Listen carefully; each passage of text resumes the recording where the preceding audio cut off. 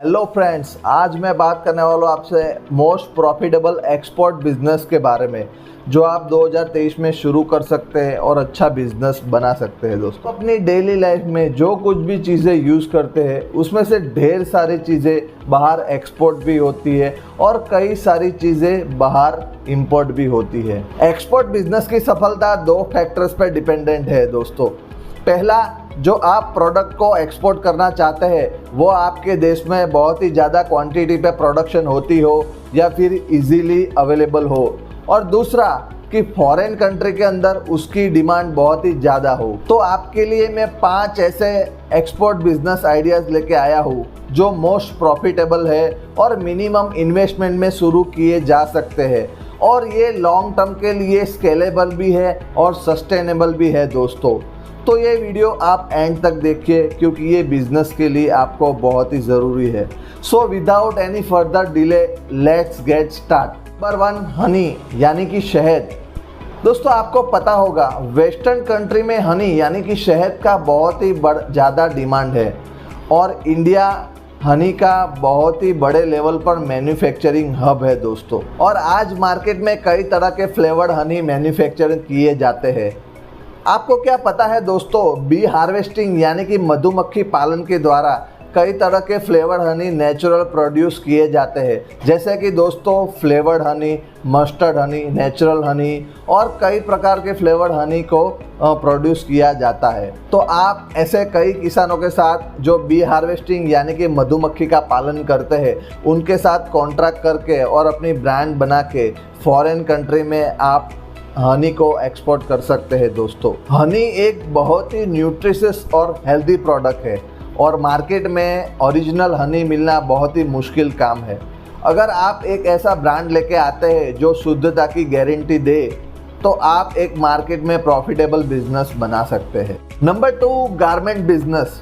क्या आपको पता है पूरी दुनिया में कॉटन प्रोडक्शन यानी कि कपास का उत्पादन 30% इंडिया में होता है और इंडिया पूरी दुनिया में काफ़ी लंबे समय से कपास को एक्सपोर्ट करता रहा है। गारमेंट का बिजनेस एक ऐसा बिजनेस है जो हर व्यक्ति की ज़रूरतों को पूरा करता है और पूरी दुनिया में हर एक इंसान को कपड़ा पहनना है, जैसे कि कोई फॉर्मल वेयर हो या फिर कैजुअल वेयर हो या फिर किड्स वेयर हो।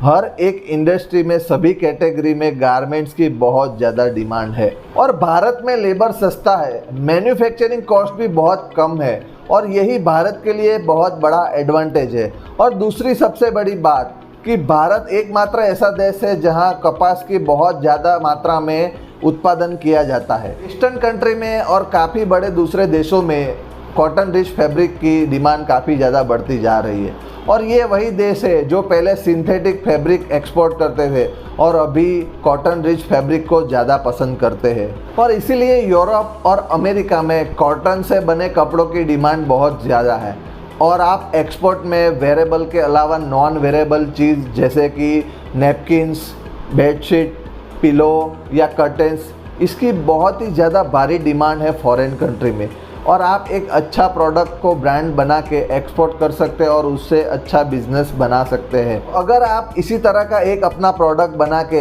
एक अपना ब्रांड क्रिएट करके एक्सपोर्ट करते हैं तो आप इस बिज़नेस से अच्छा प्रॉफिट बना सकते हैं और आप इस बिज़नेस को वेबसाइट की मदद से जैसे कि Alibaba, trade India, India mart की मदद से शुरू कर सकते हैं।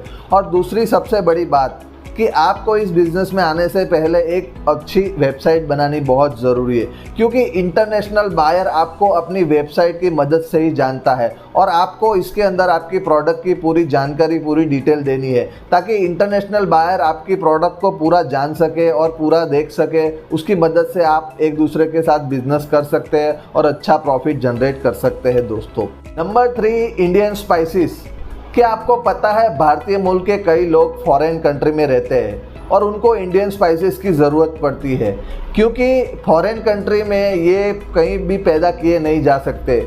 उनके लिए उनको इंडिया से ही स्पाइसेस को एक्सपोर्ट करना पड़ता है। दूसरी तरफ कई विदेशी लोग भारतीय खाने को बहुत ही पसंद करते हैं और फॉरेन कंट्री में इंडियन क्यूजिन यानी कि भारतीय रेस्टोरेंट है, वहाँ पे भी इंडियन स्पाइसेस की बहुत भारी मात्रा में डिमांड है। भारत में ऐसे कई स्पाइसेस है जिसकी फॉरेन में बहुत ज़्यादा डिमांड है, जैसे कि काली मिर्च, लौंग, दालचीनी, इलायची, इसकी बहुत ही ज़्यादा डिमांड की वजह से इसको बहुत ज़्यादा पैमाने पर एक्सपोर्ट किया जाता है। और आप इन सारे मसालों को रॉ फॉर्म में यानी कि पिसे हुए मसाले को आप अपना एक ब्रांड बना के भी सेल कर सकते हैं और इसकी काफ़ी बहुत ही ज़्यादा डिमांड है। और इसके अलावा गरम मसाला, चाय का मसाला, ये सब मसाले को भी फॉरेन कंट्री में बहुत ही ज़्यादा पैमाने पे डिमांड होती है। Number 4, Ayurvedic medicine. क्या आपको पता है कई सारी ऐसी औषधियाँ हैं जो भारत में ही पैदा होती है और दुनिया में कहीं नहीं पैदा होती है, जैसे कि अश्वगंधा, शतावरी, तुलसी, प्रकोपा। इन सभी औषधियों की फॉरेन कंट्री में बहुत ज़्यादा डिमांड है और फॉरेन कंट्री के लोग भी अभी भारतीय औषधि को काफ़ी ज़्यादा पसंद करने लगे और कई बीमारी में वो लोग एलोपैथिक दवा की तुलना में आयुर्वेदिक दवा में ज़्यादा विश्वास करने लगे हैं। तो इन औषधियों को आप टैबलेट या फिर पाउडर फॉर्म में प्रोड्यूस करके आप एक अपना अच्छा ब्रांड बना के आप एक एक्सपोर्ट बिजनेस शुरू कर सकते हैं और उससे अच्छा प्रॉफिट जनरेट कर सकते हैं दोस्तों, क्योंकि फॉरेन कंट्री के अंदर इसकी बहुत ज़्यादा डिमांड है। नंबर 5 और आखिरी, dehydrate fruits and roadside seeds. दोस्तों क्या आपको पता है कोई भी फ्रूट्स होता है उसकी लाइफ 3 से 4 दिन होती है और आपको उसको रेफ्रिजरेटर में रखोगे तो ज़्यादा से ज़्यादा उसकी सेल्फ लाइफ 1 वीक तक होती है।